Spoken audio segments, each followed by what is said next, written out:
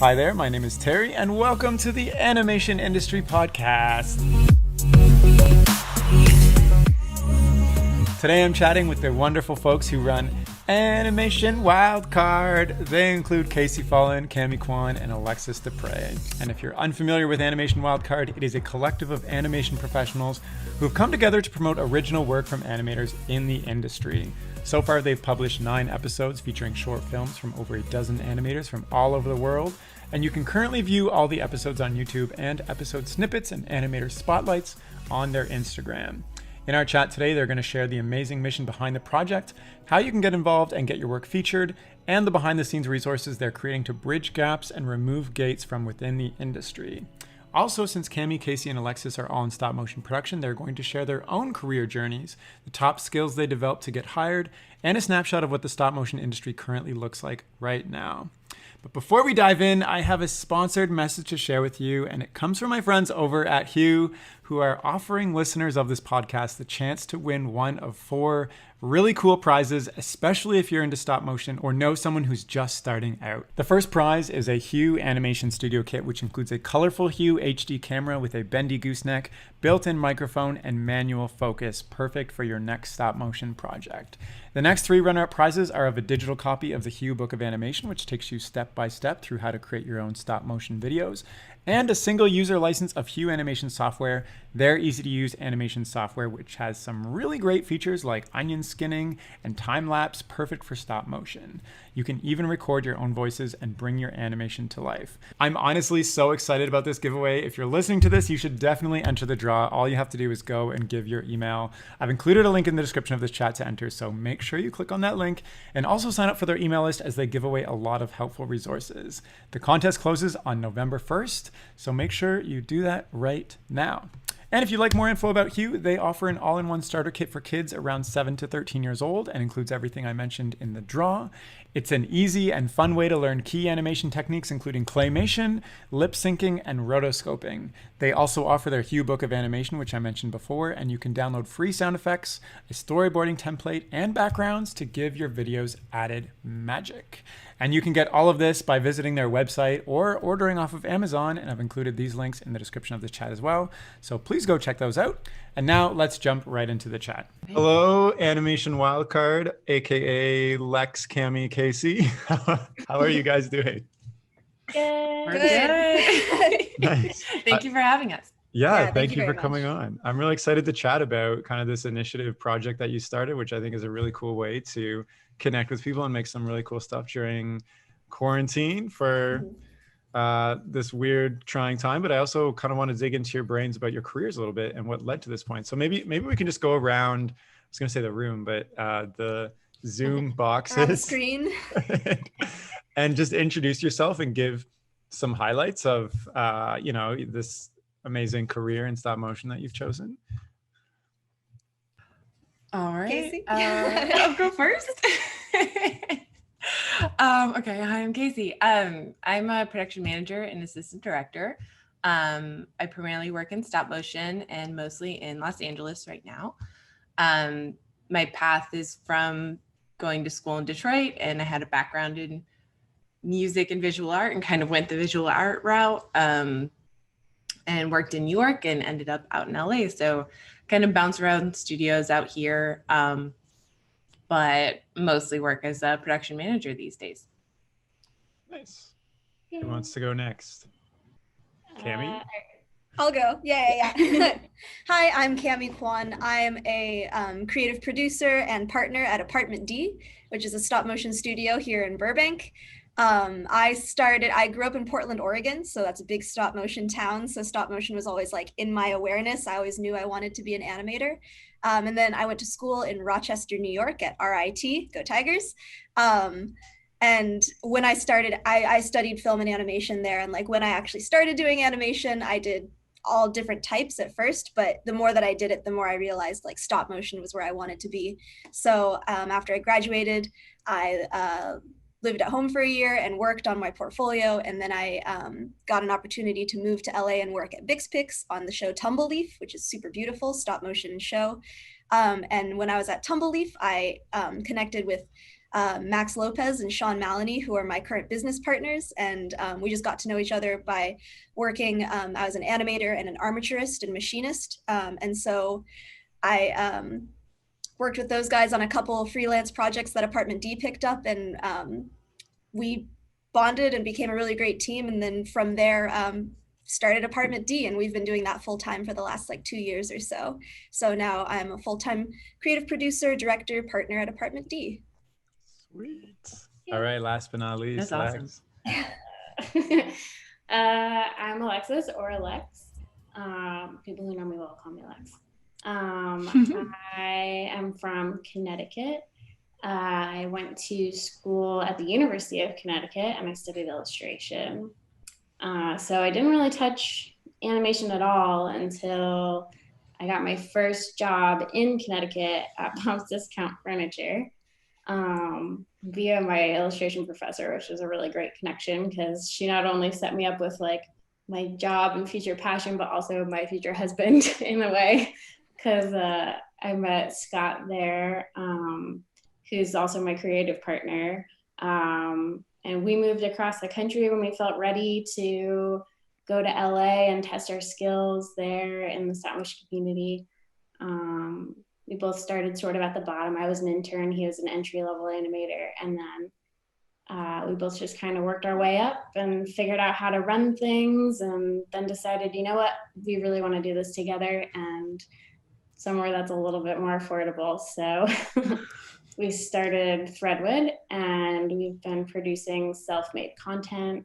And we just recently moved to New York. So this is very new. Oh, wow. Congrats on the Ooh, move. happy moving. Yeah. How long have you been there, Lex? Less than a month. Oh, wow, that's Yeah. so fresh. I know. Yeah, Lex just left us. It's so sad.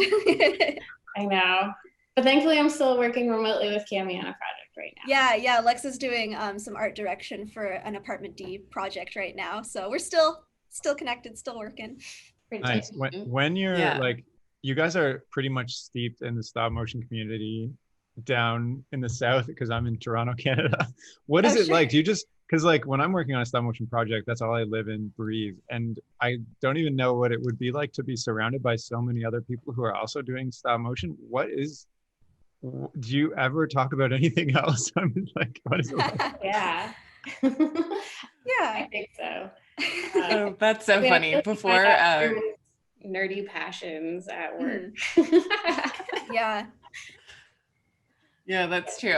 Before COVID, I had like set this goal. I was like, I'm gonna make friends outside of animation. And now Really I can't, hard. so it's all good. I'll just make more animation friends. Mhm. So tell me, well, maybe that's a good segue. You can't make friends because of quarantine. Tell me the history of Animation Wildcard, because you're posting episodes. You've got a bunch under your belt now, and it's kicking off some steam. Is that the right expression? I don't think so. But Picking up tell me steam. the Like that. Picking up steam? picking up steam. Picking up steam. Mhm. Tell me the history of Well, why. I think Lex, you might be able to get started because it kind of started with you.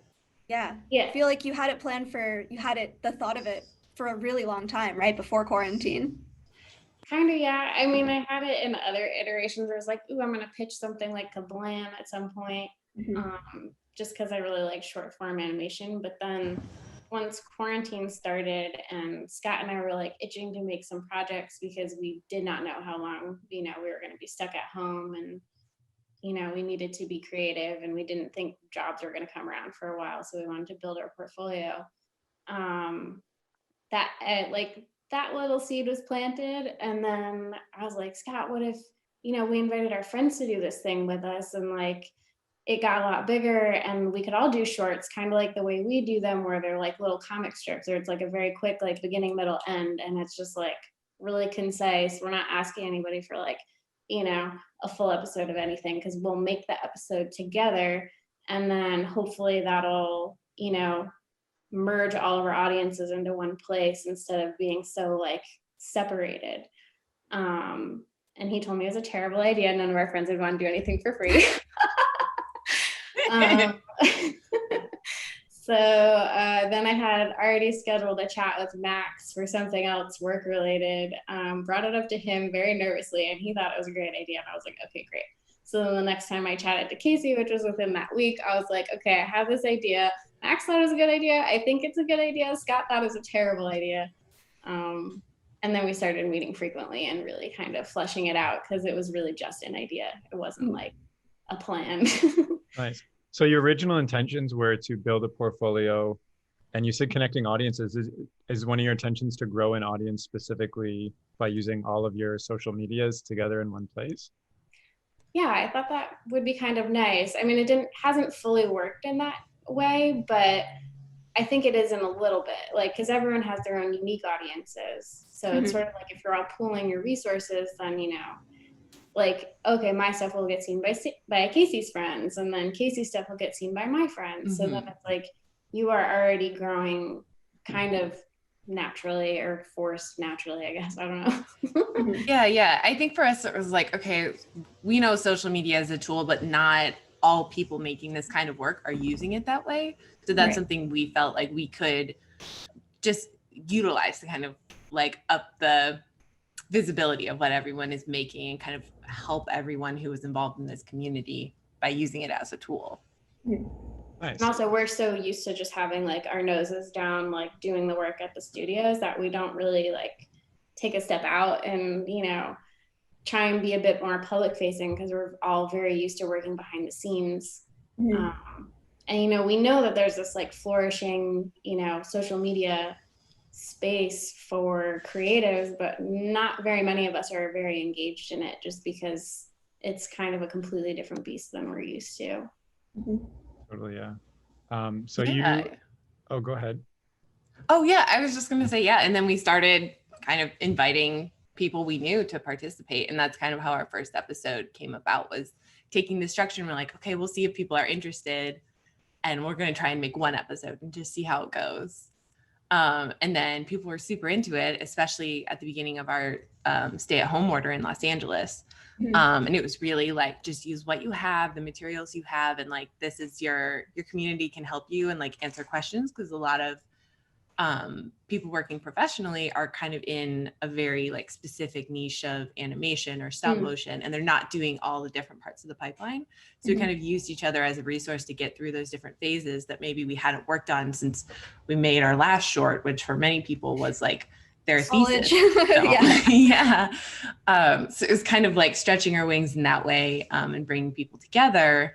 And then, yeah, the response was great. But some people like didn't quite finish, which was cool, because at that point it was like basically everyone was in a bit of a mental health crisis. Then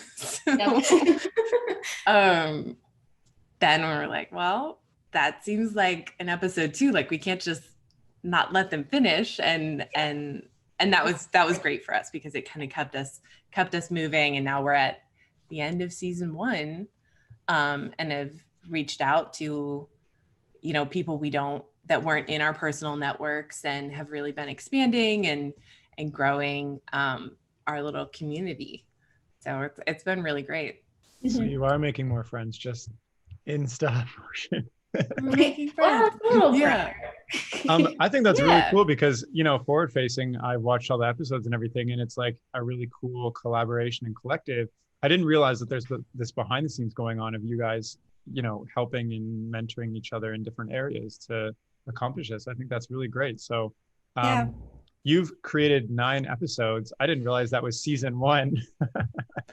So one more. There's one more. Season 10. No, episode 10 will be the finale for season 1. Is there going to be a season 2? Yes. Oh, okay. So give me some highlights of season 1 so far. I think the most exciting thing of season 1, one of the very first things we did, even in episode 1, was started a Discord for everybody involved in Animation Wildcard. And our Discord community has been like, that has been the highlight for me, honestly, is seeing everybody connect over there. And we've had like pretty significant conversations on there about really, I don't know, significant topics that you would only talk about ordinarily if you were all together, like getting drinks after work or something. But the Discord community has been like super remarkable. So that's my highlight. Yeah, it has been really great to have. And that's something where like we have these little communities that form on these different projects that we get hired on, but so many of us are project based, and it can be like really jarring at the end of a job to kind of disperse and kind of go your separate ways and either have to start a new job or have some downtime. And it's been really great to have something consistent, even as people have been going back into studio work, to have that Discord channel and to still have like that baseline of community. It's been really great. Nice. Yeah. So I was just thinking, you know, you've kind of created a space for very, very short format. You said almost like comic videos. I can't even think of another place that creates something like that other than Newgrounds collabs, but I feel like that's different. So like in your minds, where is a space for, you've kind of created this space for very, very short format. What is your ultimate vision or goal for this? Because like, I'm thinking like, you know, web series, TV, etc. The minimum format is always like 11 minutes, 22 minutes, etc. So like, what are your thoughts on this continuing and turning into something bigger, or just your vision really in cool. general? I mean, I don't think we have like, you know, that kind of goal as of right now, just because that's like a huge undertaking. But I do think it's nice that, you know, anybody who's creating content for this, like they own it and they can present it however they want, you know? So like some of our participants have done series, which is pretty great. So they've like, you know, including myself and my husband, like we put the same character through multiple different situations. And so it's like, you've already kind of really fleshed out this idea. If you want to take it with you somewhere and pitch it, like it's yours, you know, you've done all the work, you've developed this thing. And then, you know, for other people, I think it kind of ends up being like a sketchbook, like a more finished piece, but it's still kind of short and kind of lighthearted. So maybe you've just got something that, you know, wouldn't be good to stretch out into a 2-minute or a 5-minute short for like a very serious film festival, but it's something that's been nagging at the back of your brain that you just like need to get out.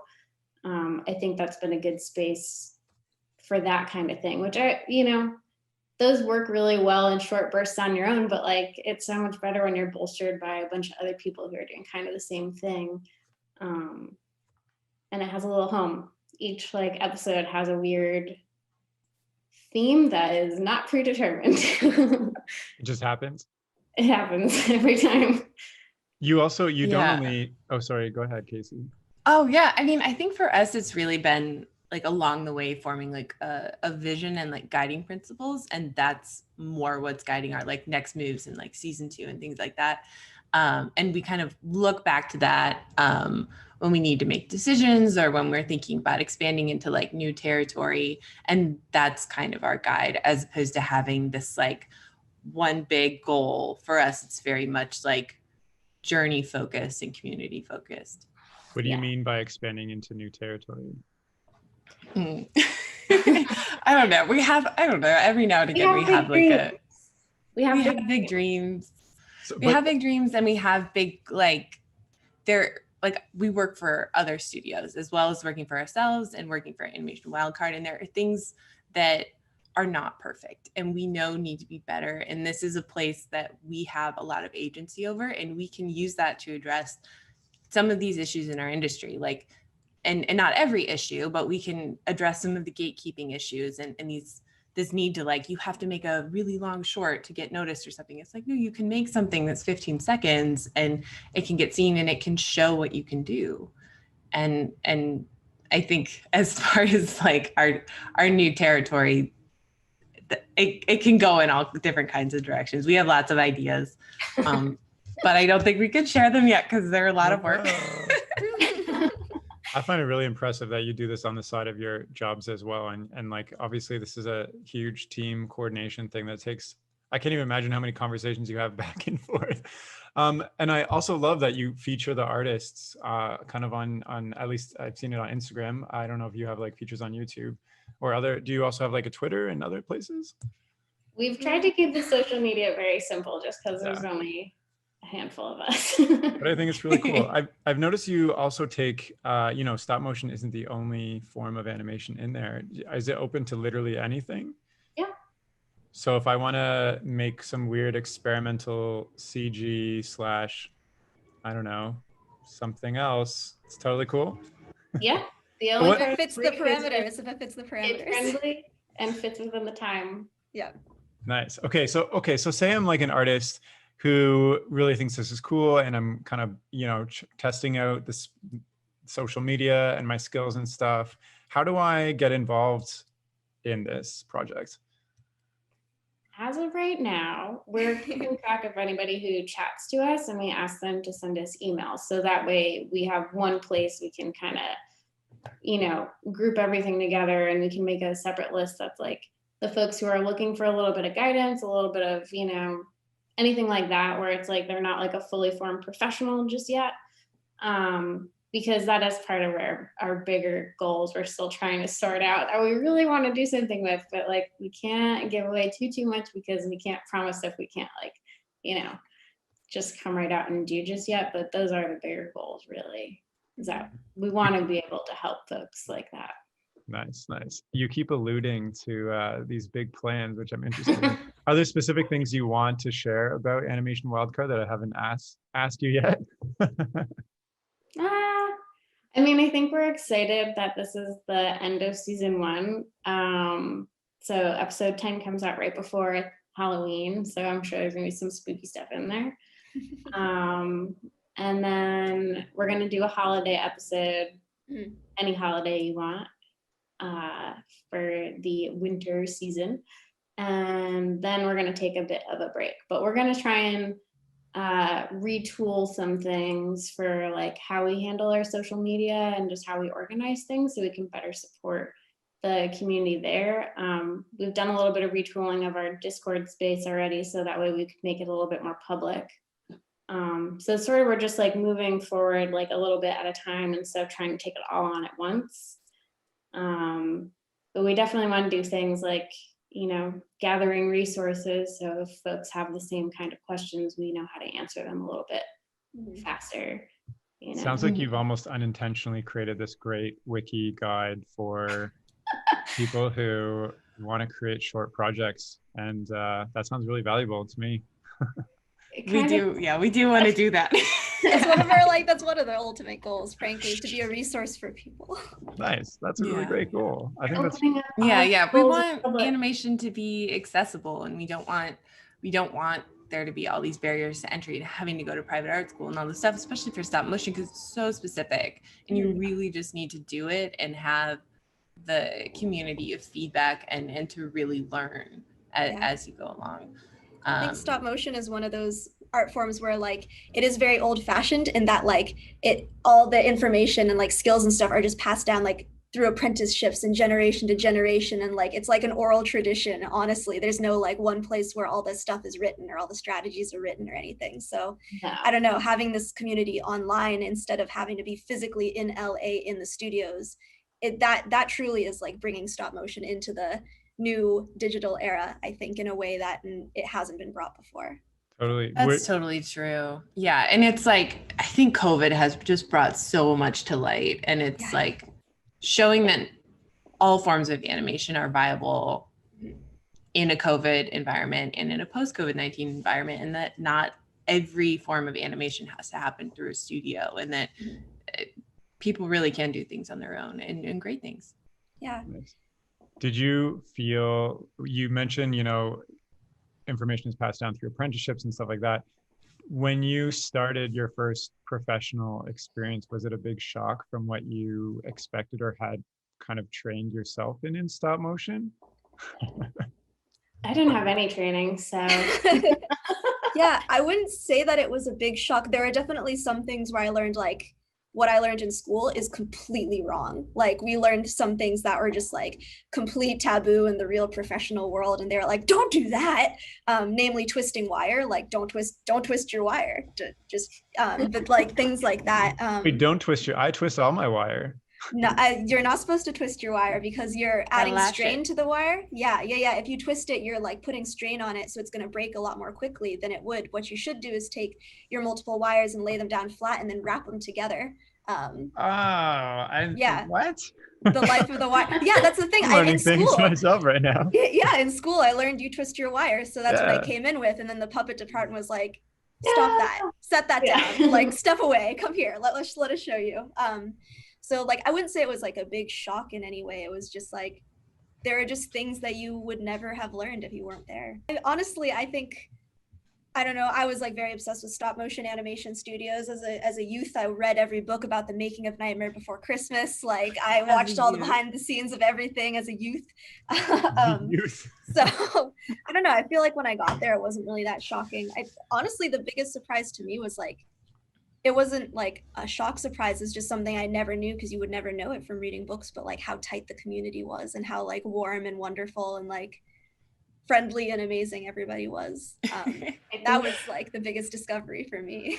That is super nice. I mean, for me, I feel like it was like a little bit on the like darker side of like just shocked by the lack of gender parity. I did start at Bixpix, and that place was pretty unique as far as the gender stuff went. Right. And I started out interning, and first it was live action, like kind of like sports media, which was like really bad. But then I was also going to like, you know, CTN and doing all these things and kind of really seeing a need for the challenges that you're going to face, especially as like an entry level person.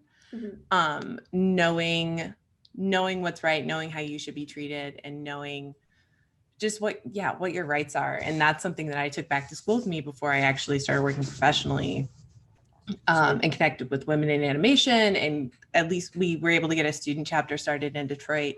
And I think it happens a lot with like those bubble schools that kind of grow this community in kind of a place where there isn't a lot of work. And then you kind of get thrown into the industry without a lot of connections, without a lot of maybe teachers who are actively working. And that was something that was like really jarring for me.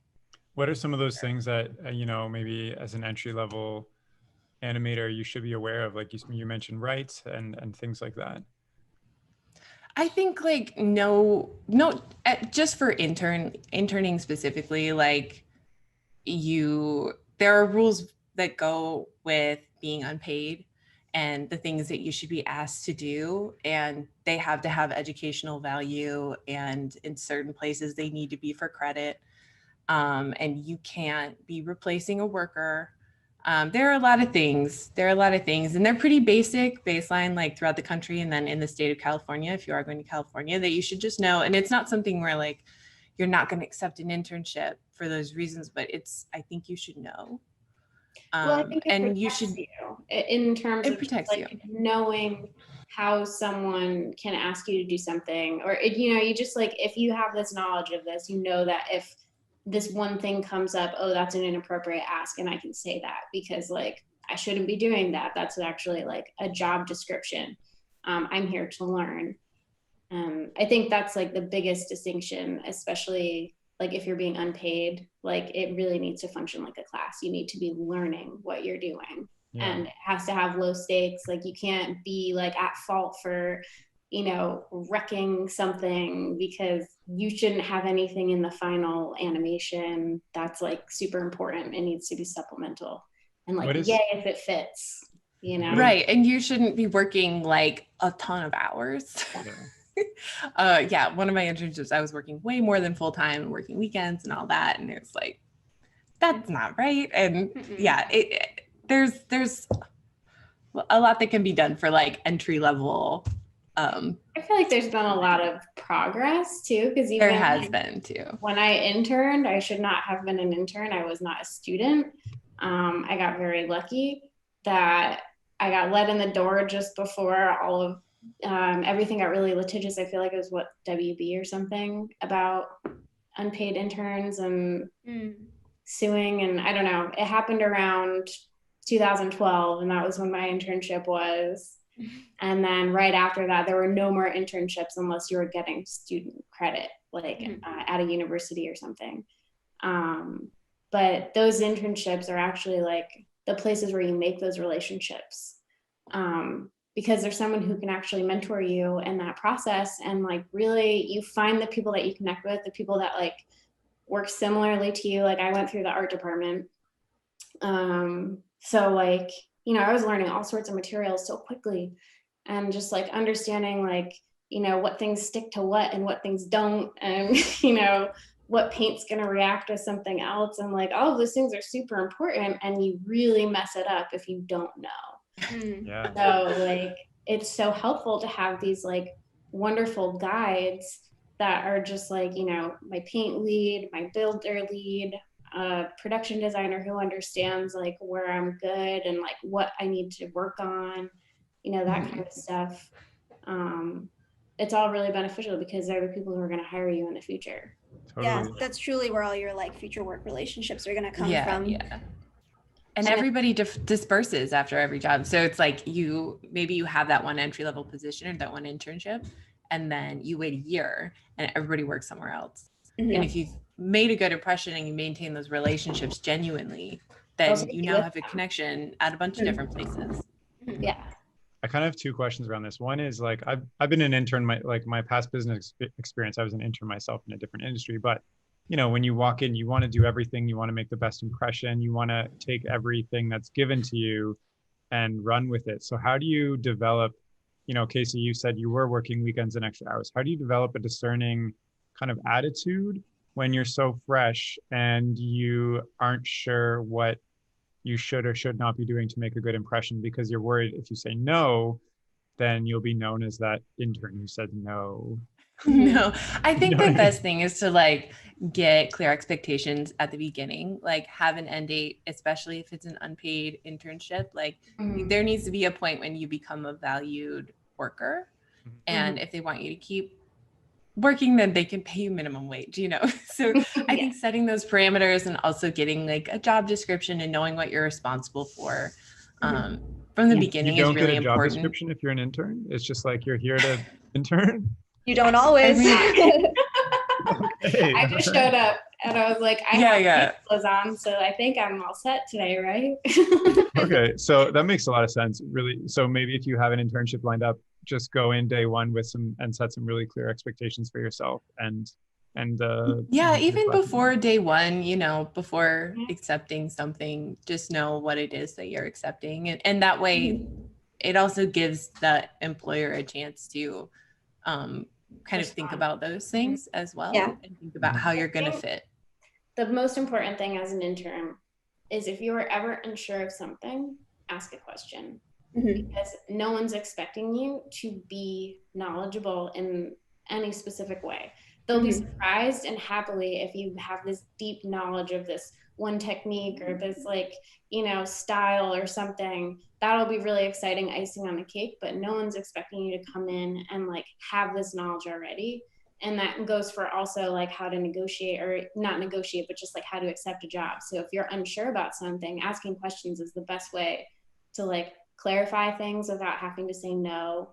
And also to just like, that's the thing that like shows that you're hungry to do this work, that you want to know more about it. Like when you're making those relationships with those mentors, it's like, how did you do that thing? I saw it, it was incredible. Like, I don't even understand, like, am I missing something because I've tried something like that, or whatever the answer or the question is. But like, those are the things that establish your relationships too. And as long as they're genuine, those are the things that kind of like take you along and make you grow really fast too. You know, it's just that like curiosity. Nice. My second question is, you know, you mentioned things like what paints to use and stuff like that. So me, you know, I guess I'm an amateur freelance stop motion person at this point, and I've never worked with stuff like silicone, and I almost am afraid to just order a bunch of stuff and try it out in my living room on my own versus to, you know, work with somebody and go to a studio. And a big reason I didn't pursue stop motion when I was younger was because there wasn't any opportunity that I could see in my hometown of small Waterloo, where I grew up in Canada. So how do you, if like, I'm trying to think of the feasibility of me moving to, say, the States to do an internship for maybe free or educational value or minimum wage. Like it's not a very viable option for me, and I'm assuming a lot of other people too. So how do you get in the door? Because you said your internships led to work. How do you get in the door when you're kind of an outsider? Like, what are people doing to kind of get that entry level stop motion job that's paid? And they are coming from smaller places that don't have stop motion. You just have work that shows what it is that you can do. Like, we've hired people into entry level positions without having them be interns, and knowing that they don't have any professional experience, just based on like the portfolio that they have of things that they've done on their own time under their own steam. And even if you don't know like all of the techniques, like that's kind of okay, because every studio might want you to do it differently. So like, I don't know, we've never really balked at somebody coming at an entry level position and needing to be taught how to do stuff, because like we kind of want to teach you how to do it the way we want you to do it. Right. So really, like, the way that you get in is by making work and showing that you can do it. And I think if outside of like being an animator specifically, like if you're more of like a fabricator, there is actually kind of a bit of wiggle room if you stepped into live action stuff, which is available more broadly in other places, because you at least understand like the language of the stages, you understand like the degree of like finishing sometimes. Like, I would absolutely say do not count on that as like what's going to get your portfolio for miniatures, because there is such an intense threshold for like perfection in miniatures that you can be a little bit more lax on when things are bigger. But I think you'll learn your like materials knowledge and stuff like that like quicker if you're working under any other art department, because they're very similar products. We just use them a little bit differently, and we also like get really like tight in all of our increments, so that way everything like, you know, fits really small. Yeah, that's a good point. And I think also with like what Cami was saying, it's like you still need to make things, you still need to show what you know and what you can do. Kind of thinking of it like personal projects as like case studies and like learning a new skill, and taking that one project that if you're a fabricator, maybe you're working to like a still image and it's not an animated image, and you're really focusing on, you know, miniature woodworking for this one. Or if you're building a puppet, you're really going to focus on casting maybe, or costuming, and doing like one skill at a time and really honing it with the knowledge that you can find, because it's really easy to get overwhelmed when you're trying to kind of match a studio style or do everything yourself and try and make it look portfolio ready, which like even at the studios, they're full of specialists, especially in like LA and Portland. Like there aren't that many jobs that are generalist jobs. So are you saying resist the urge to complete an entire film where you fabricate everything, animate everything, do the lighting, and it's all kind of like you're learning as you go, versus, so you might not have like a polished film in every area, except that it's a finished film and it's stop motion, versus focus really hard on one or two things you really think that you like? It's kind of both, because there's value to making a film. There's value to making a film and knowing how challenging it is to do something from start to finish, but also learning to like manage your own time and your expectations and make adjustments along the way. Like there's so much value in that. But I'm sure pretty much anybody who's made a film that's on the longer side, who they are at the beginning of the film and who they are at the end of the film as an artist and as a creator is like so different, and it's like an exponential growth. So by the end of it, you're like, oh, I don't really like a film anymore. Yes. Because I want to go back and redo everything. So I think it's both. And it's also like, what is it that you're trying to do? And as far as if you are doing this to get a job, like what is that job, and what shows that you can do that work? And maybe it's not a film. Like I'm very rarely hiring directors. Yeah, very true. Very true. It could just be like, okay, when Scott wanted to get hired out in LA, we just really made him a clean space with like a sweep of paper and general lighting. And he loved like character sculpting as well. He got pigeonholed once he got to LA to be only an animator. But, you know, he liked making his own puppets at a certain point too. And then I would just supplement and make him a prop every so often, you know, and like we would just take it really easy. Like you don't have to make this like fully fleshed out world that like completely makes sense. Like I think that's also kind of why, you know, gravitating towards these shorts that we're making for Animation Wildcard, they're kind of like sketches. Like you're trying to work through this like process, this technique, this idea, this something. Like a lot of the people that are doing these 2D works are actually stop motion animators who wanted to like get back into 2D, or like, you know, we actually had a couple of art department people who've now swapped into animation that like was completely unexpected, but also just like, great, one of them is now fully animating. Like, that's amazing. I'm gonna miss her in the art department, but hell yeah, we have another animator. Like, so wait, people are using Animation Wildcard to switch up their careers within the industry itself to try out new things. That's really cool too. That's awesome. That's like a use that I didn't see at all. So my next question, which you kind of started answering, was what are those things when you see a portfolio, like say I want to put together a portfolio, what is that thing that pops out and says, yeah, I gotta hire this person? And you know, maybe they're doing just some lift tests or a walk cycle, or they have a full film. Like what makes you click with what they've shown you?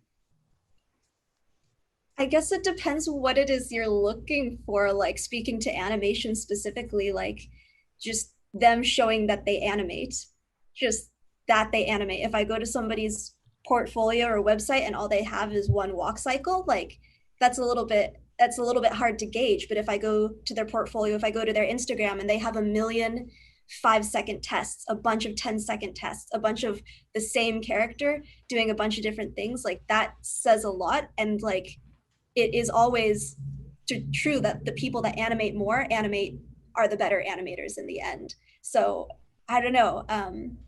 That's interesting to me, because what I've heard before is you have like one really good reel where you demonstrate a lift and a walk, and it's like, I don't know, a couple minutes of animation. But I guess what you're telling me is you want more intel on this person. You're going to look them up and see what they're actually doing.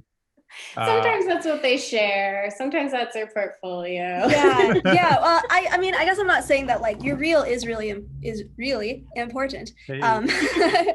Your reel is important, I guess, but I don't know. I think at least the way that I hire people at Apartment D, like I tend to look at their Instagrams and see like what they do. And there have been people who they've come to us for like fabrication, but then I see that they also have done animation on the side. So they've ended up doing both at our studio. I've hired people for, I don't know, like seeing everything that they do, seeing who they are completely as an artist, like that speaks a lot, I think, to us here at Apartment D anyway. And seeing that they are constantly making work and constantly trying to improve, like you can watch them improve as they go. And that speaks a lot to the fact that they're going to grow with us, because we're not necessarily looking for people who are 100% like a ready feature film. Like we're kind of looking for people who are ready to learn and ready to grow and do something weird that they've never done, because like a lot of our stuff is very non-traditional. We might make you animate an American Girl. Have you ever done that? Like nobody does that. So I don't know, that speaks a lot to me when I'm looking to hire people. Yeah, I think for fabrication, what I look for is, can you show me the inner guts as well as the final product, or at least some part of your process? Because like everyone can put a layer of paint on something and hide everything's sins, but like I want to see how you thought about that problem and how you solved it. And if there are better ways that like, I mean, like, oh, I saw that thing. It like, I'm sure it worked for like a very short term project, but if you were going to do this for like a television show, or it has to like be in perfect condition for an entire commercial, or whatever, be like, you might want to use this instead of that, or think about it this way instead of that way. So that way it can be a bit more of a conversation. You can really like tease out more about just like what skill sets they're already gravitating towards too. Because like ultimately you want somebody who can think from the inside to the outside, like for fabrication. Yeah. Yeah, and I think for me, I'm usually kind of half of the hiring team. Like as a production manager, I'm kind of the organizer. I'm getting all the reels and getting everything together. When I am representing at like a kind of like a job fair in like a CTN environment, it's a little bit different because it's more like interpersonal skills, and that's really, I'm looking at like, oh, how does this person behave in a social environment, because that's what being in a studio is. But also as reels and things are coming in, like I'm looking at, yes, okay, is this polished enough that I can hand this off and have a director, kind of the creative lead, see what they need to see. But then for me, I'm looking at like their communication style and their organization, and like, is this person like self-actualizing enough that they're going to be able to work in this environment and work with other people, but also be able to like manage their own time day to day.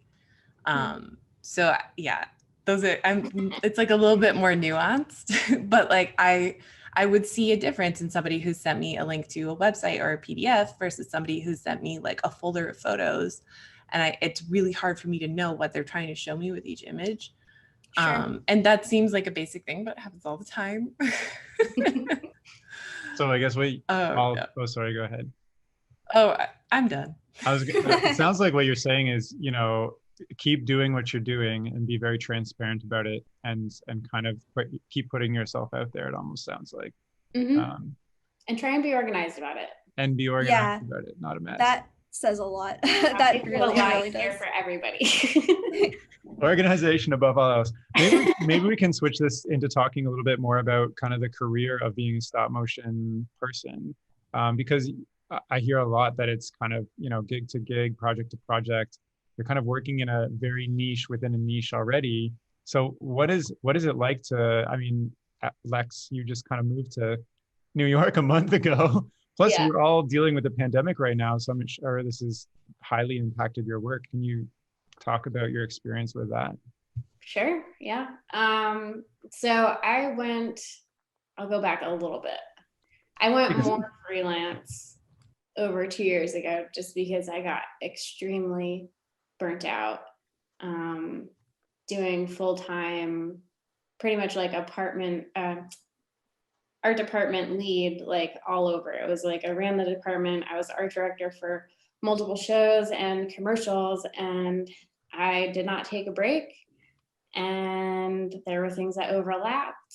I had great support staff and great employees. My team was amazing, and like I appreciate them so very much. But I got to a point where I couldn't do it anymore, and I had to figure out what that looked like outside of that. So my jobs got shorter, a little bit more concentrated, and a little bit more spread out. But by that point, thankfully in my career, like I was able to command a bit of a higher pay, so that way I could spread them out a little bit more. So that was very privileged for me to be able to take some time back from whenever I put a lot of effort into something. I can take a big break. So that's kind of how my hiatuses have been running in the last like 2 years, just that like I welcome them. It's a good time for me to recharge. I'll like learn something new. I'll try something completely different and be like a complete beginner at it, probably in the similar vein as art, but like a totally different material. So I try to keep myself fresh and just thinking about things in a different way. Like I took up miniature glass blowing, and that was amazing. You blow through straws instead of yeah, they're like metal straws. Oh, no. But yeah, so it was like, I don't know, it's just at this point, yeah, it's like I know that when I do a project, I go so hard on that project that like I need to pause really hard afterwards. Gotcha. So right now it's been a little crazy with the move during a pandemic and everything, but it also just kind of seemed like we had to do it because we bought this house a year ago with the intention of moving at some point and maybe renting it out.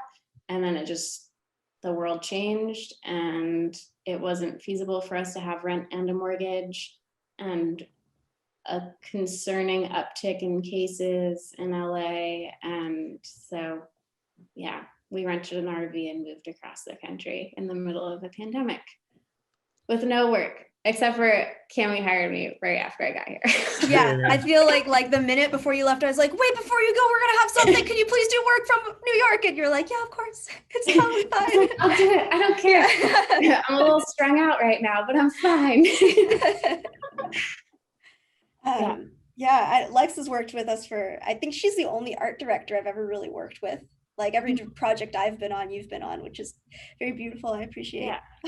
Well, it's been nice too, because like I got to help you guys develop a production design language, and then I got to hand off the art direction. So we kind of did a little test run this summer where they hired a new art director named Christian, who's amazing. He was one of the builders. I love it. I miss, and I haven't seen, I think, in about 2 years, other than on a video chat now.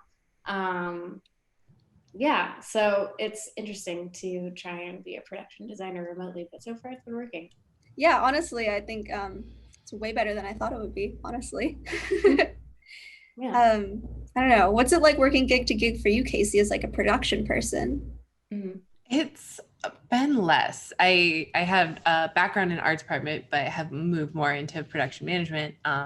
And you're kind of on projects a lot longer.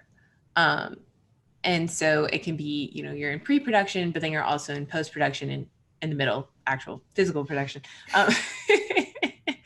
And it's a lot of overlapping projects if you're at a studio that is actively looking for work and wanting to kind of put their animation back to back and keep their stages running. So that's something that I'm working on now, is like, how do I find balance in that? Because if you're on every project and it's on stages, like certain studios, you know, they run their stages on longer days, and then your days just all become really long. So I think it's finding a balance with that. But it's also, it's for me, like the gig to gig side of it is I really have to have like a thumb on everything that's happening everywhere. And knowing like when the like secret next thing is coming up, because you kind of need to be on from the very beginning. As a production management person. So it's really like maintaining relationships and just kind of knowing what's going on, even though like nobody's really talking about it. Oh yeah. So that's important. But also for me, like it's good to have your own artistic practice or personal practice, these things that keep you grounded in your own life so that your work doesn't become everything. And I think that's hard for anyone working in a creative field, is this thing that you love becomes this thing that you get paid to do, and the stakes kind of change and it's not really yours anymore. So finding these things that can still be your own, and that's something that's wonderful about Wildcard for us, is like, this is my own. And we can provide that for other people too, which is why it worked, and the prediction was wrong. I think working gig to gig as an animator for me is a little bit different than like the gig to gig point of view from like a studio owner. I think as an animator, it was just like stay in contact with everybody, stay friends with everybody, just like keep your network open and up, and things are going to come to you. You kind of have to just, I guess it's not so different being an animator from a studio owner, because as an animator, you're looking for animation jobs, and like you kind of always have to be looking, even if you're working like full-time at a studio weekdays, like you kind of should also be just keeping your ear to the ground about other productions that are going on. And like as an animator, I definitely like would offer to do weekends on other productions that I couldn't do during the day on my weekdays, and that keeps me in the mind of those productions in case something opens up once I am free. So that is kind of a thing. It's just like always be looking for work, even if you have work. And that's really similar for as a studio owner. You're not necessarily looking for jobs for people to hire you. You're looking for opportunities to make jobs for yourself to do.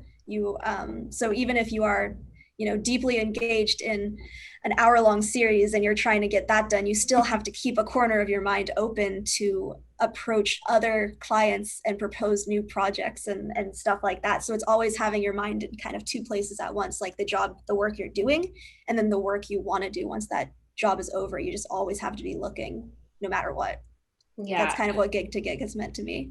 I think maybe what we've glossed over too is that like there are real hiatuses. Oh yeah. You have to learn to be good with money. Like really, like nobody teaches you finance. And nobody warns you that it's going to happen either. What is a good hiatus? Like a week? A good hiatus or like a... What's the longest a good hiatus is one that you know how long it's going to be. That is a good hiatus. And that never happens. Never. I think there was like you don't really trust a production until it starts, because even though it's greenlit, the rug can still get pulled out from underneath it, which is also kind of why you have to be in contact with multiple productions at the same time. It's not like you're promising your your work to all these places, but you need to know like how things are going and what other places are working right now. Because like when we first moved out here, we moved out here for a 3-week job for Scott, and I had no work and no pay for almost a year. Oh, wow. Yeah. And I was two-timing my internships. So I was doing 50 hours a week at 2 different places. That sounds absolutely exhausting to do 50 hours a week with no pay. Yeah. Thankfully, that was only for like 3 months. Longer than 1 week is already enough for me. Yeah. Right. It's a little crazy. Yeah. I think we were pretty desperate when we first moved out here. And also things were a little bit, like I said, different about internships at that point. So I'm wondering, you mentioned previously in the podcast that you were surprised by the amount of gender diversity in kind of stop motion as a niche. Have things changed in terms of diversity of stop motion animators and producers and everybody? Not a great deal. We're still pretty white. Yeah. We're whitey tighty Yeah. animation. We have a fair amount of women and femme-identifying folks, but it's usually not in positions of power. So it's like there's also kind of a mixed bag there too, where it's like it's great we have representation, but we don't have actual representation in that way either. So I think we're all trying to just create those pathways a little bit more clearly, so at least we can start folks like moving towards that finish line or that like next goalpost, at least in our professional work and also in this. Yeah, I feel like that was a really big goal of Wildcard, really, was like opening up those opportunities for more people who might not necessarily get a chance to have their voices heard, like in the regular studio systems, the way that they're set up in the more traditional paths. Yeah. I mean, it's like so many layers to this issue of like more people of color working in studios and how that environment is once people are actually in studios and making that an inclusive space. And that's something that we tackle in like our professional practice and when we're at studios, and really hoping that we can make some changes there and continue to work on those things, because it's like going to be a continual process, and the work is never going to be done. I mean, hopefully, but I think it's something that we always have to keep working on. But with Animation Wildcard, there's like kind of a different set of issues that we have more agency over and can address. And that's like gatekeeping issues and just barriers to entry that we can really do something about with the tools that we have. And that's really where we're focusing our energy on there. And it's been, I think it's season 1 has been such like a reflection of the times of working in COVID, and then us trying to reach out and include more people and making sure that that's a priority all the time. And it's not just something that we talk about now, it's something that we talk about forever. And do something about. And I think the like big ideas that we mentioned before about maybe creating a way to like share knowledge resources a little bit more effectively, so that like it isn't just captured within the studios that you have to get into to get that knowledge, or within the schools that you have to get into and have the money and the like leisure time to go to school or take an unpaid internship or anything like that. Right, I think right. the end goal with like having resources is to break down those barriers a little bit more and make it more possible for people to be more mobile in our industry. Right. And that's such like a socio-economic privilege to be able to move to places where there is stop motion work or animation work specifically, and where there is that room to be entry level and to not know everything. It's something that needs to be tackled, and it's a tough one, just because animation is so like hub based. And yeah, unpaid internships, like that can't be the only way in. No, because it's such a privilege to be able to take those, like not everybody can. And I think that's also why we have such a limit on the bigger stories that we're able to tell, because, you know, even though, like I said, there are plenty of women working on these projects, we still tend to work on a lot of teenage boy humor. Like that tends to be the bulk of our work. And I can't tell you how draining that is sometimes. It's like, I don't mind it on occasion, but like when that's the sole focus of my work, it kind of kills my soul a little bit. I mean, Right, yeah, totally, it's like- hard having to give everything you have to a project that might not represent you, or where you are not even the target demographic that they want to watch it. Like, Yeah. I don't know. That's true. Like stop motion is not a genre, you know. Animation is not a genre. It should be a diverse group of stories, and the people telling them should be as diverse as the stories. And we're not really there. Yeah. And we're hoping that like that's something that, you know, these upper levels of the industry can be greenlighting things that are different and Yeah. that have something to say. That's And something that, okay, go ahead, Lex. I No, feel no, like okay, you're gonna okay, say okay, okay. something That's about something that I was super stoked about for Animation Wildcard. Like one of the biggest things, I think one of the bigger barriers in stop motion, at least, is like different stories don't get told because people can't visualize how they will be. All they can visualize is either Tim Burton, Leica, or like Robot Chicken. They don't think that stop motion is able to tell any other kind of story because they've never seen it done in anything that looks different from those. But with Wildcard, like you can point to it and say like, you can make a beautiful fairy tale out of paper, like you can make a world out of felt and it'll be beautiful. Like stop motion doesn't have to be feature film or like action figures. There's so much in between. And I think if once people accept that and like realize that, and their horizons are broadened as to like the kinds of stories and the ways they can be told in stop motion, I think our world and our industry is going to open up a lot. And so that's like, I do think that Wildcard is doing that. Like as a person who can like pitch projects and stuff like that to people, like I would point to Wildcard and be like, look at the short this person did. Like we could get this person to direct this short. Like it just opens things up for people, I think, stylistically and artistically, which can open up to a lot of different levels after that. opportunity. Opportunity for everybody. That's a really cool opportunity I didn't even think of. You can, because it is hard to pitch stuff when you, especially in stop motion. In 2D, it's very easy because you can just draw something and be like, it'll look like this. But in stop motion, it takes so much time and effort to put together an animation test. But I also, so I want to get back to the diversity thing a little bit more, because I think that's really cool that you are creating a space that's kind of open for, you know, inclusion of whoever wants to participate, and also the kind of stories they want to tell. I'm wondering, what kind of audience do you want to attract with Animation Wildcard? Like, who do you want? Because you mentioned, you know, Lex, you were sick of boy humor, and I'm just thinking like fart jokes and like innocent. I mean, my boy humor tends to be along the lines of 10-year-old boy humor rather than 14-year-old boy humor, which is very different. So well, like, what audience do you want to attract with Animation Wildcard? Because, you know, it seems like it's a very animator for animation focused thing on one half, because behind the scenes you have like all the help and wiki and stuff, but on the forward facing, who are you hoping watches this? I think our goal has always been as broad as possible, because we think that animation is for everybody.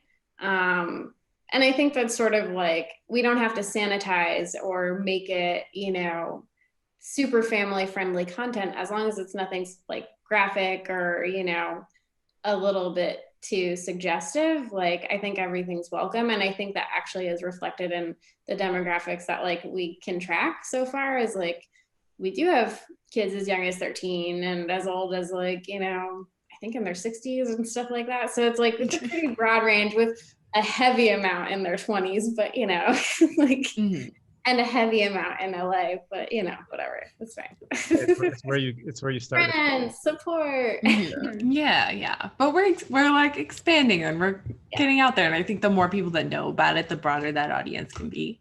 Yeah. Nice. And like on YouTube, all of our stuff is labeled kid friendly or whatever that thing is. Comments are turned off. Yeah. We can engage with it appropriately. Which is fine. Yeah, we have enough comments to manage. It's okay. We don't need the Wild West on YouTube for that. And one kind of another topic I wanted to ask about was, so are stop motion animators unionized in the US? Because I didn't think so, because basically all of animation is unionized except for stop motion for some reason. And I know there was like this. And production management. So That's how really do you tricky. negotiate pay when I feel like in some aspects you can be taken advantage of because you need the work because it's so niche, but in other aspects you're like so highly skilled and such a very specific thing, you could almost charge more. So like, how do you figure out how to know your worth and what to charge in an industry where it's, you know, you can go both ways so easily. Talk to Maybe other not so artists. easily. Yeah. I think Wait, go ahead, Kimmy. Sorry, we were all talking. I think talking to other artists is probably the best way to gauge like what you should expect to be making. I think if you operate within a bubble, it's super easy to get taken advantage of.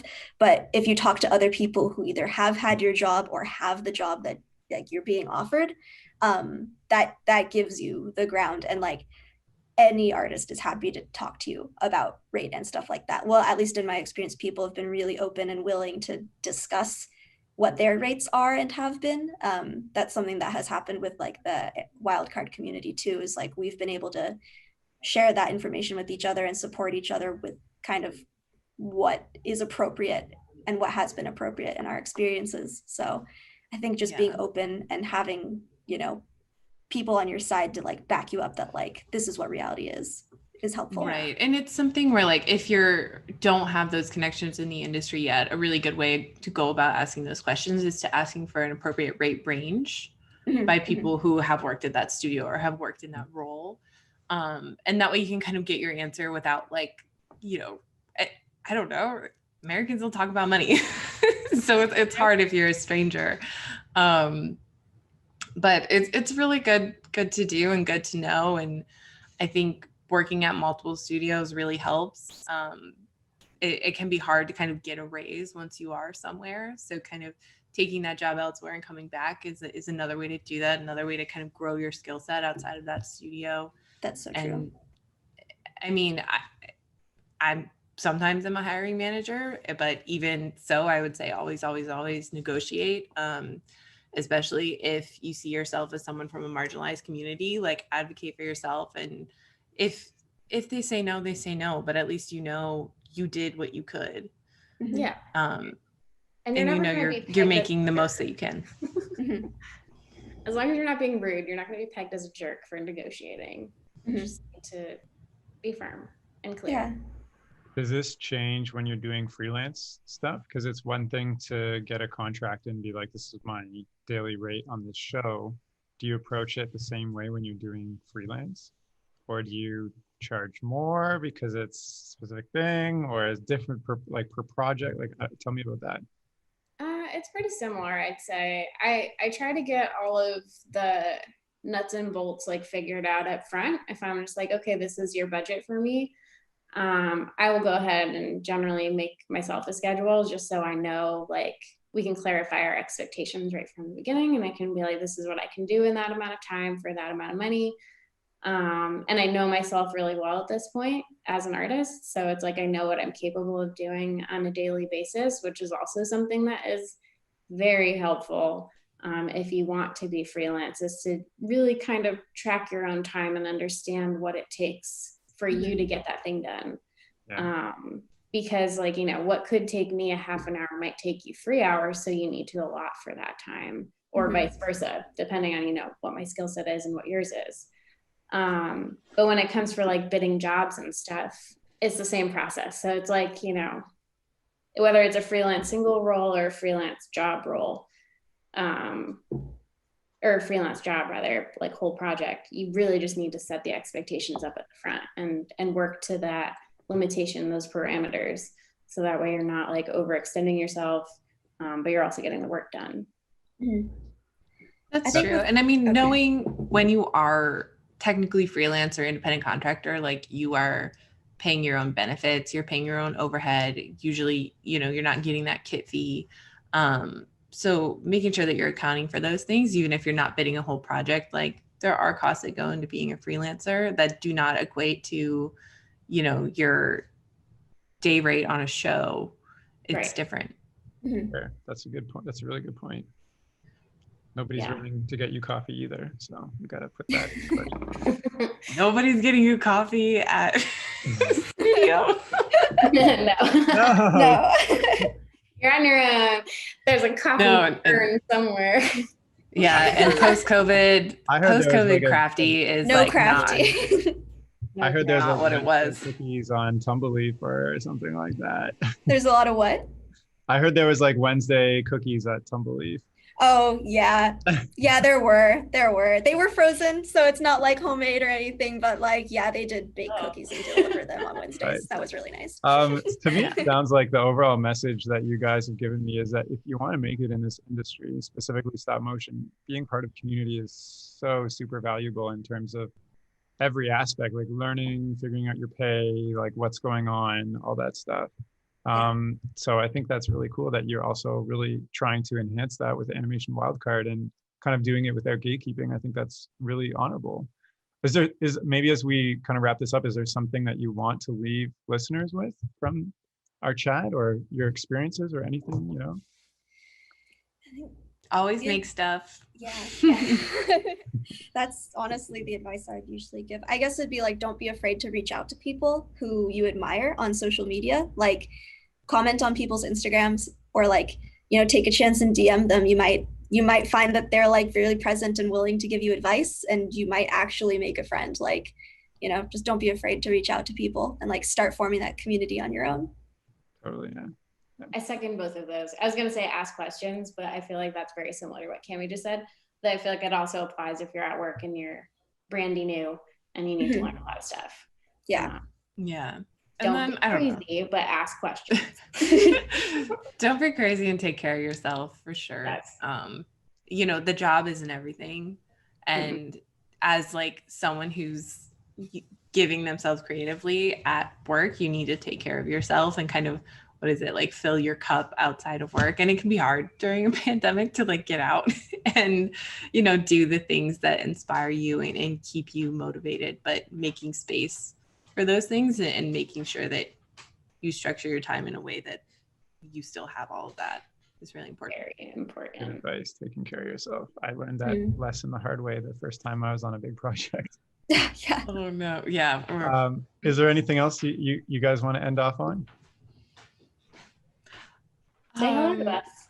Yeah, check out Animation Wildcard. Yeah, Shoot DM random people, DM these guys. Yeah, if if you're interested in Wildcard, get in touch with us. Great way to do it is through our email, animationwildcard@gmail.com. Also through our Instagram and our website as well. But yeah, email's best. And that's kind of how we bring in new people is we build relationships with people, and when there's an opportunity that's a good fit for them, we keep track of you and we don't care about it. Nice. Well, thank you so much for coming on the chat, Lex, Casey, and Cami. It's been a pleasure to hear your journeys and everything you're working on. Oh yeah. Well, thank you so much for having us. Nice. Yeah, thank you. Thank you. And if you're listening and you want to get in touch with Lex, Cami, or Casey, or Animation Wildcard, which you should definitely check out, I've included links to all their social profiles and Animation Wildcard in the description of this chat. And that's all for now. So thank you so much for listening. Goodbye.